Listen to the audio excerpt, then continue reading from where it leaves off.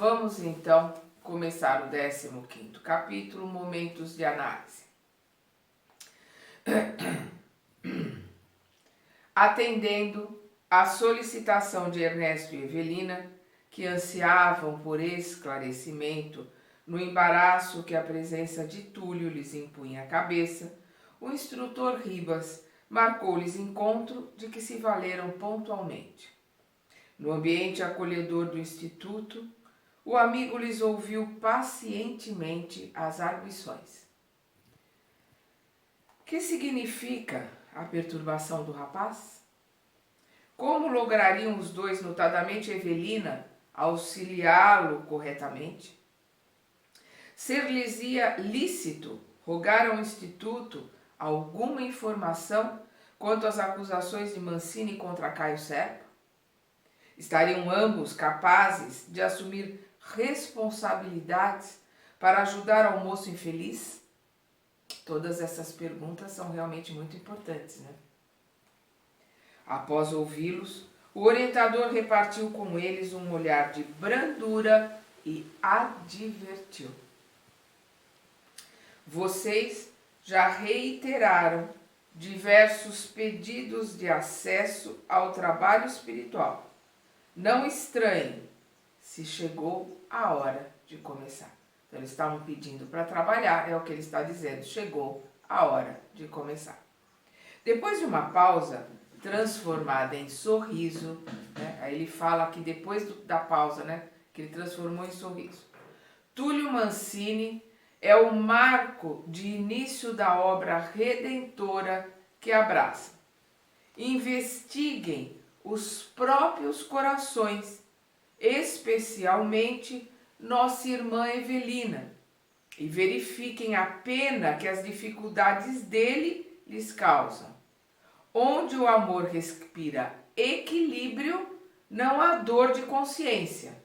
E não existe dor de consciência sem culpa. Quer dizer, onde o amor está equilibrado, não há dor de consciência. E quando há dor de consciência, porque existe a culpa. Ó instrutor, clamou a senhora Serpa, diga por gentileza tudo o que devo fazer.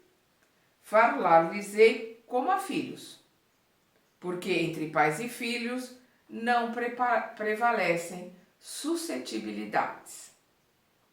Mudando de tom, irmã Evelina, que sensações foram as suas em se vendo a sós com o amigo recém-visto? A moça, que formulara o íntimo propósito de arrostar a verdade, fossem quais fossem as consequências, admitiu.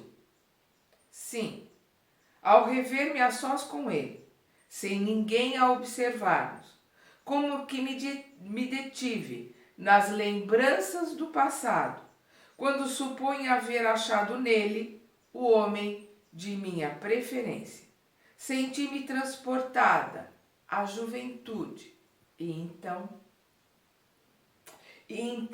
o mentor benevolente completou a frase reticenciosa. As suas próprias vibrações lhe encorajaram a agressividade afetiva. Então, as vibrações que emanaram dela, da lembrança daquele namoro, daquele noivado, das lembranças do que ela gostou dele, das lembranças dela ter escolhido ele, né, de ter trocado com ele sentimentos, né, ter dado a ele ilusão, ter dado a ele uma perspectiva de um futuro diferente, fez com que aquelas emanações, aquelas energias dela, no momento que ela sentiu de novo, que ela ressentiu, ela sentiu de novo aqueles sentimentos que ela nutria por ele, aquilo partiu dela para ele e isso também remexeu a memória dele e fez com que todos aqueles sentimentos que ele tinha com ele, porque ele estava ali numa monoideia, ligado a ela, ligado a esses sentimentos que ela fez brotar nele e principalmente ligado às promessas que ela emitiu para ele, que ele acreditou. E acreditando nessas promessas, ele manteve uma ilusão, porque essas promessas dela eram vazias, não eram verdadeiras. Olha a responsabilidade que nós temos em relação ao sentimento dos outros. quando convivemos com eles. Vamos continuar. Entretanto, aí ela continua aqui. Entretanto, recordei às súbitas os meus compromissos conjugais e contive-me. Fez muito bem, contrapesou Ribas. Ainda assim, o seu coração falou sem palavras. Ela emanou o que o coração dela emitiu, o que o pensamento dela emitiu, aquilo é momentâneo. No momento que sentiu, ela emanou, ela colocou esses sentimentos de volta na psicosfera dela e isso envolveu o Túlio. E é isso que fez levantar nele toda aquela paixão que existia nele. Então, repetindo, fez muito bem, contrapesou Ribas. Ainda assim, o seu coração falou sem palavras, provocando novas sequências do desajuste emocional de que Mancini foi vítima na experiência terrestre, em grande parte motivado por suas promessas não cumpridas. Então, renovou nele aqueles sentimentos, aquelas ilusões que ele tinha, principalmente pelas promessas que ela fez para ele e que ela não cumpriu. Olha só a responsabilidade dela em relação ao desequilíbrio que existia nesse rapaz pelas ilusões que ela causou nele.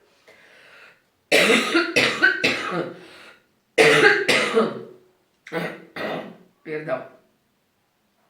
Oh, meu Deus, falou Evelina. Não se aflija, é o Ribas falando, né? Somos espíritos endividados perante as leis divinas. E estamos situados na faixa de expressiva transição. A transição do amor narcisista para o amor desinteressado. Todos nós estamos nessa transição. Do amor narcisista, o amor por nós mesmos, né? O amor que olha para o umbigo, que olhamos só os nossos interesses, amamos só a nós. E amamos a imagem que o outro nos dá de nós, não exatamente o que o outro é. Este é que é o problema. E estamos passando aos poucos, devagarzinho, para o amor desinteressado, para o amor verdadeiro, que é o amor incondicional. Temos teorias de santificação para o sentimento, mas, na essência, somos, na prática, simples iniciantes. Temos teorias desse amor verdadeiro e do amor santificante, do amor que nos levará à angelitude, mas só na teoria, só nas palavras, só na compreensão das leituras que fazemos em nossa mente. Mas na realidade, naquilo que colocamos em prática, ainda estamos muito longe disso. Somos simples iniciantes, como ele coloca aqui. Na esfera dos pensamentos nobres, assimilamos o influxo dos planos gloriosos. Todavia, no campo dos impulsos inferiores, carregamos ainda o imenso fardo de desejos deprimentes, que se constituem de vigorosos apelos à retaguarda. As nossas lembranças, os nossos instintos que estão na nossa guarda ainda fazem com que desejos deprimentes, sentimentos egoístas, vaidosos, narcisistas, ainda se aflorem em nós. Impressionado, Fantini aparteou. Quer dizer que o homem terrestre é um ser, né? O Ribas continua, o Ribas completa a frase dele. É um ser de inteligência refinada pelos poderes que adquiriu na caminhada evolutiva em que se empenha, desde muitos séculos, mas ainda oscilante, de modo geral, entre animalidade e humanização. Oscilante, de modo geral, entre animalidade, que nós fomos, e humanização, que nós estamos começando a caminhar, estamos engatinhando ainda. Conquanto os casos particulares de criaturas que já se encaminham da humanidade para a angelitude. embora tenham aqui na Terra alguns casos de pessoas que já se encaminham da humanidade para a angelitude, mas infelizmente são poucos, pouquíssimos. A maioria de nós outros, os espíritos capitulados na escola da Terra, nos achamos em trânsito da poligamia para a monogamia, com referência à devoção sexual. Estamos começando a aprender a sair do instinto primitivo de procriação da espécie, da poligamia, para a monogamia, que é aprendendo a amar de verdade, aprendendo a respeitar e a entender o Deus que existe no outro e a responsabilidade que nós temos nos sentimentos, nas ilusões que causamos no outro. A monogamia é ter um par para dividir a experiência de crescer, de aprender, de se melhorar. Um amor incondicional, um amor que não tem diferença se é filho, se é marido, se é irmão, se é colega. É o amar ao próximo como a si mesmo, é amar o outro como amamos a nós mesmos e escolher esse outro, seja homem, mulher, hétero, homo, não importa, escolher esse outro para dividir a vida pela eternidade, para aprendermos juntos a crescer, a aprimorar e a caminharmos pela angelitude. E aí nós estamos ainda rastejando, nós estamos ainda no amor que a gente chama de amor, que na realidade é paixão, é posse, é um sentimento de posse, é um narcisismo, é projetar no outro aquilo que nós somos e colocar no outro aquilo que a gente quer que ele seja, sem respeitar o que ele verdadeiramente é. Nada disso tem o menor sentido para a eternidade. Nós só vamos ter realmente esse amor verdadeiro e incondicional e escolhermos verdadeiramente um companheiro ou uma companheira para aprendermos e crescermos juntos, a hora que a gente verdadeiramente crescer, se amar e tiver o entendimento do amor incondicional e o olhar para o outro de uma forma geral com o amor incondicional. Nós estamos longe, infelizmente, de tudo isso.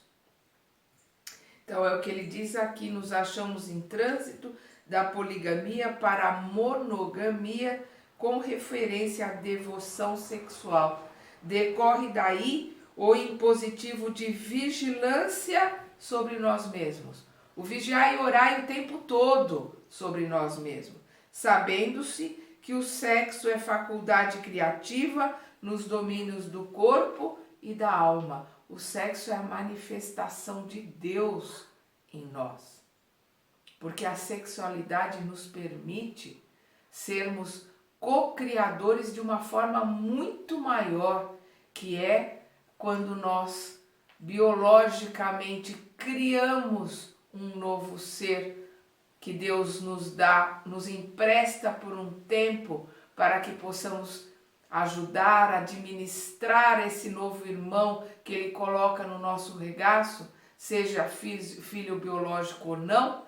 Pais são aqueles que criam, para que possamos prepará-lo pela vida. E depois que eles crescem, eles voltam a ser aquilo que são verdadeiramente, irmãos nossos, na trajetória da vida, no trabalho que temos com a nossa família espiritual, que é muito grande. Nossa família espiritual é imensa, que a gente vem trocando aqui os papéis de marido, de mulher, de filhos, de irmãos, de colegas, de primos, de genros, de noras. A gente vai trocando os papéis no teatro da vida, mas a nossa família espiritual é imensa.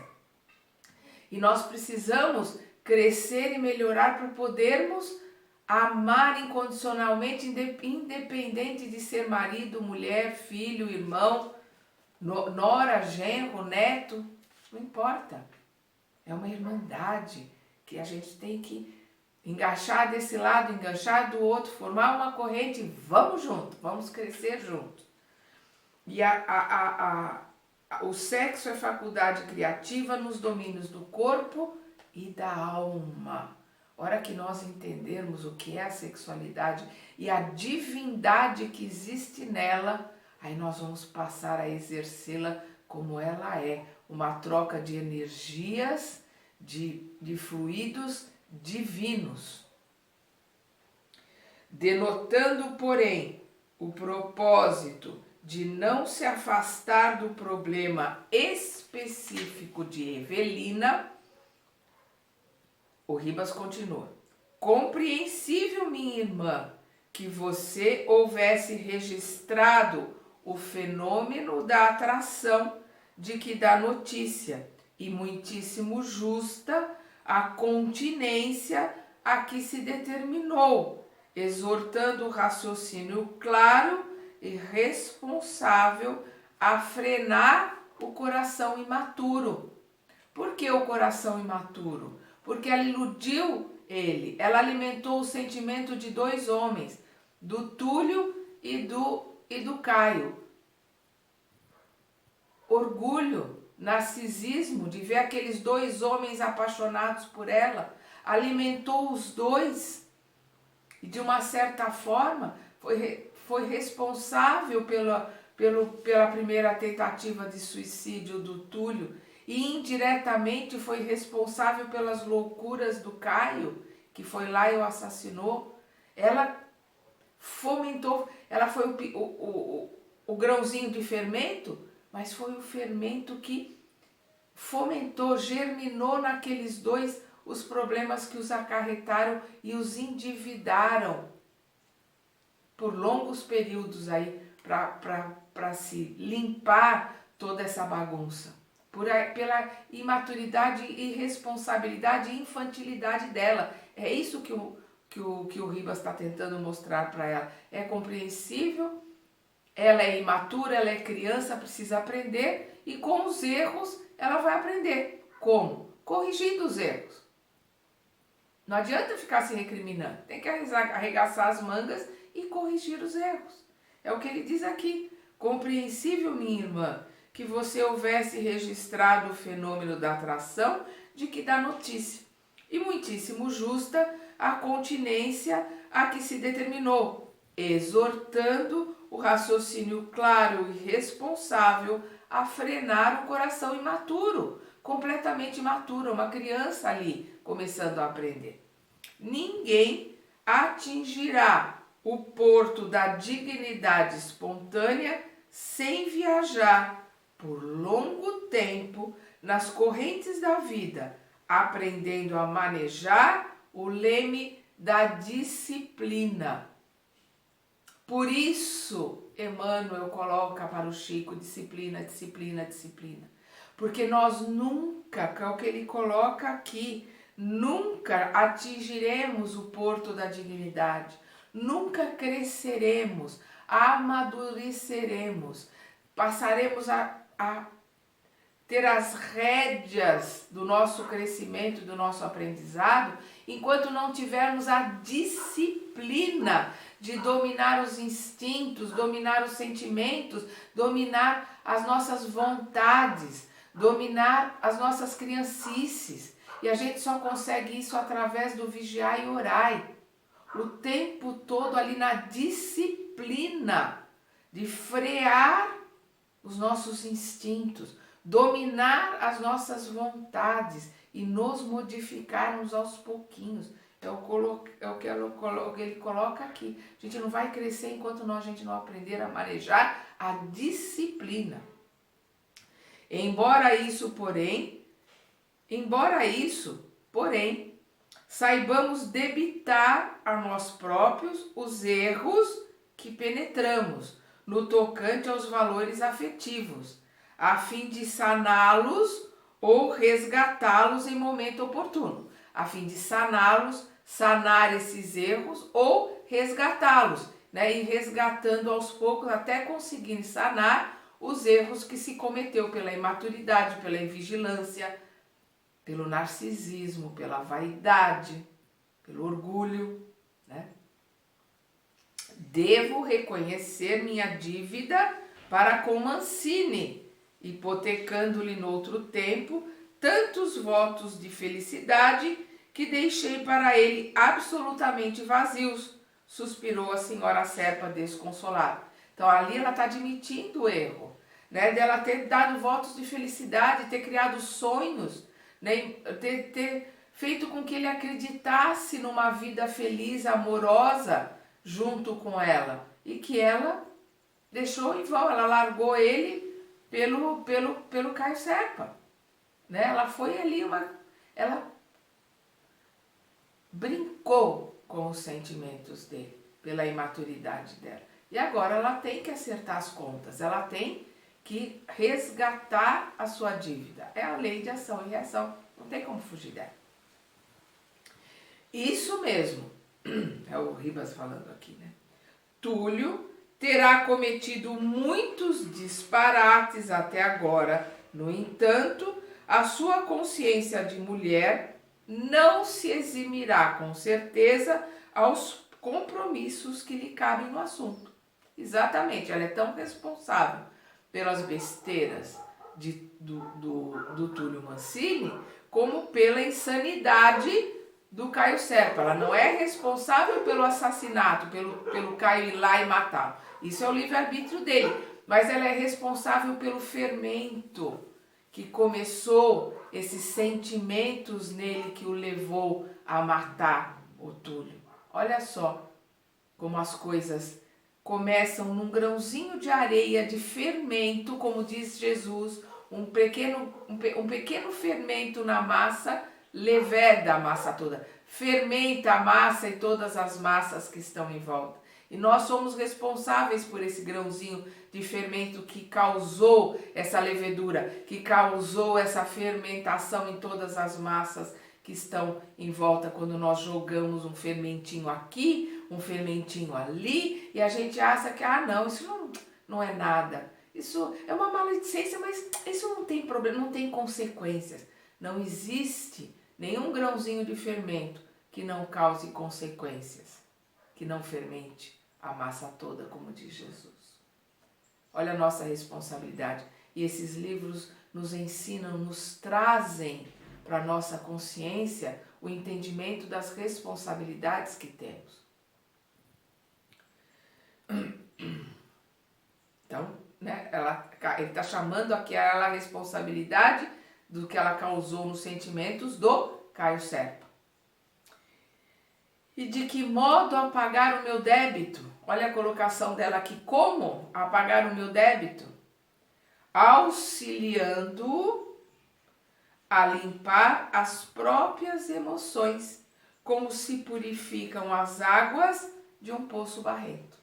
Ele está ali cheio de lama, de raiva, de ódio, então ela tem que ajudá-lo a limpar esses sentimentos que existem nele, como se limpa um poço barrento. Diante da inquietude que passou a desassossegar a jovem senhora, ele continua, né? Nada de precipitação, porque ela ficou assustada ali, né? Como é que ela vai limpar aquilo? Nada de precipitação nem de violência. Forçoso aceitar-nos tais quais somos. Forçoso aceitar-nos tais quais somos. E facear os problemas que nos advenham dos próprios desacertos. Temos que nos aceitar como somos, reconhecer os nossos erros, olhar para os problemas que criamos de frente, sem desculpismos, e arregaçar as mangas e começarmos a ver os caminhos por onde podemos começar a nos redimir, ressarcindo aqueles aos quais causamos problemas. Não tem outro jeito, arregaçando as mangas e trabalhando.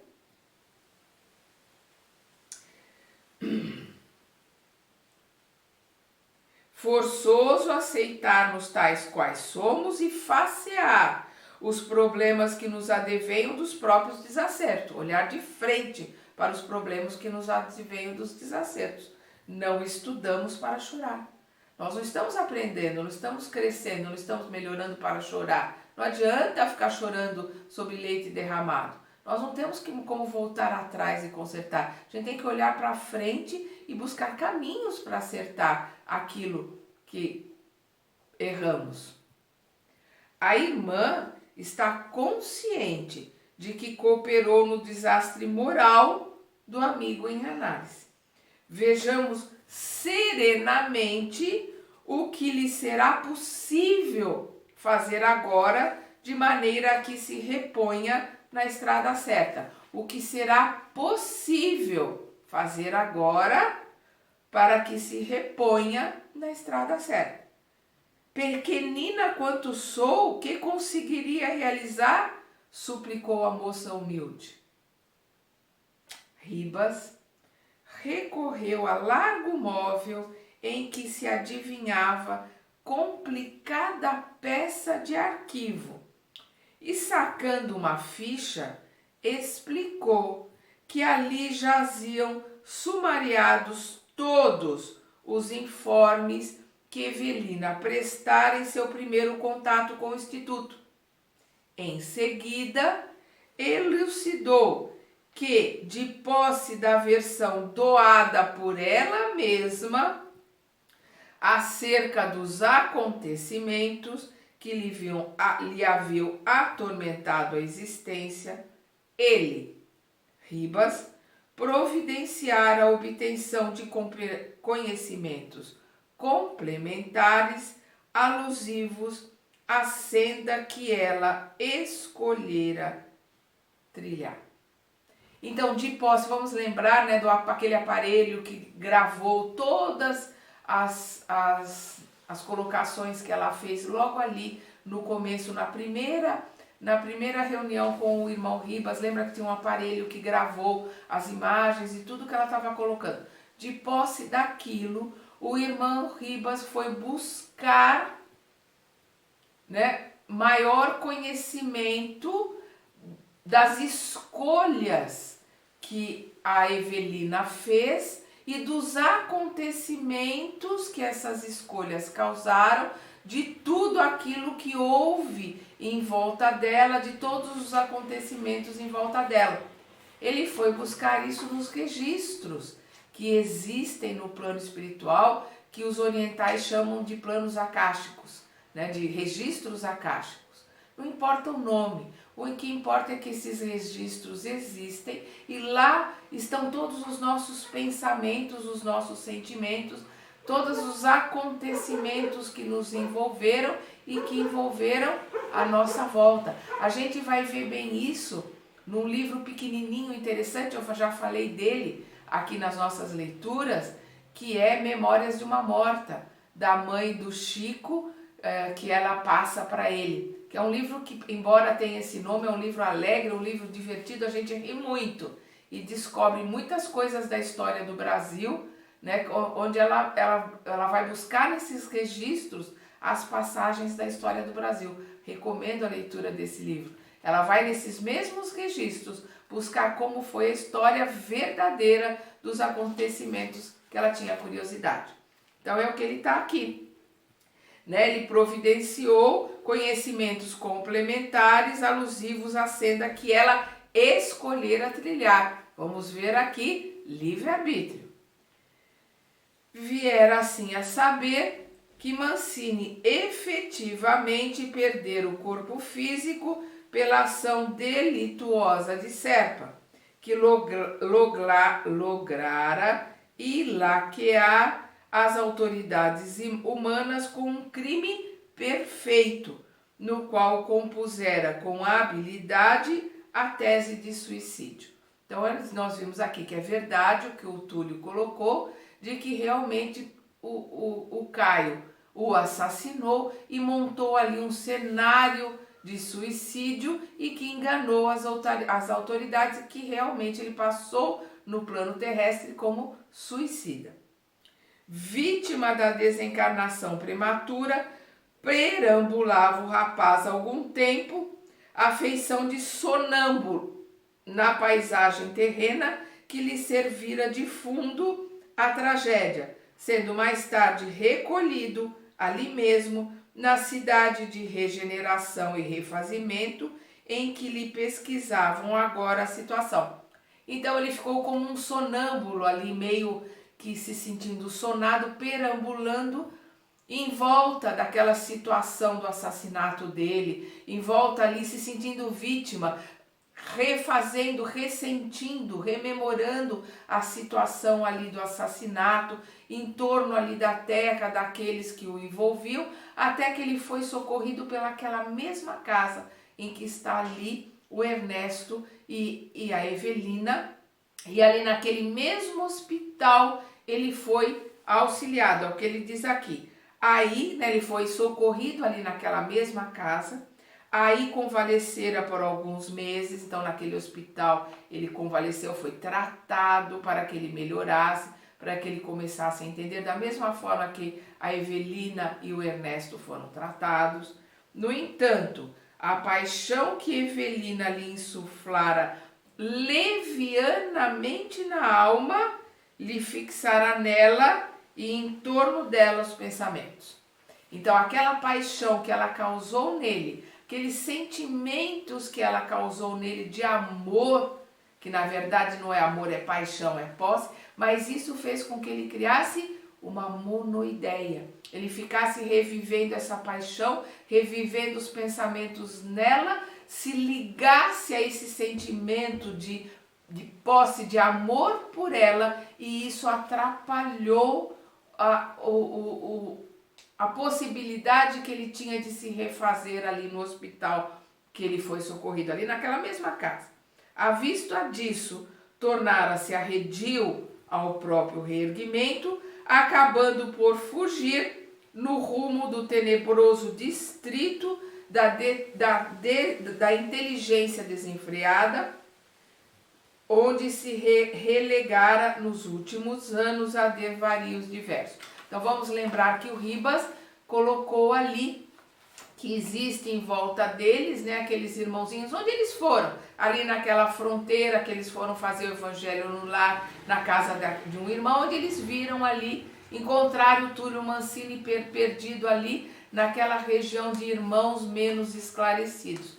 Então ele ali, por aquela ideia, por querer buscá-la, por querer reencontrá-la, ele fugiu ali daquele hospital, ele fugiu ali daquela possibilidade de ser auxiliado e foi para aquela esfera inferior que existe ali nos arredores dessa cidade, né? Foi ali se encontrar com esses irmãos onde existiam essas ideias de paixão, de sexo, de vingança, onde ele podia manter essa ideia apegada a ela, apegada à vingança ao Caio, apegada a essa paixão sexual que ele mantinha.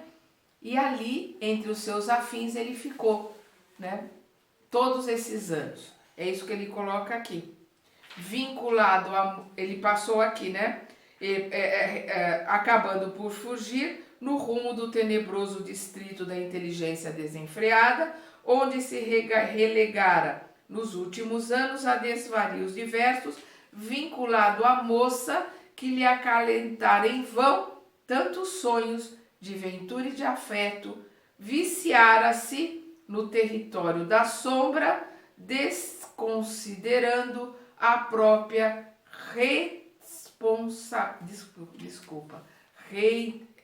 desconsiderando a própria respeitabilidade.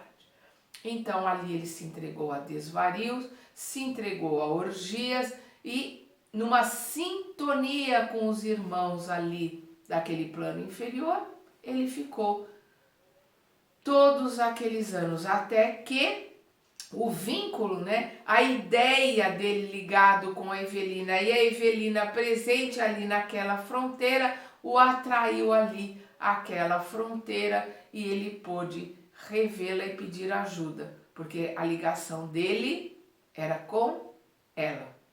Vamos entender melhor isso e vamos continuar estudando na segunda parte desse capítulo.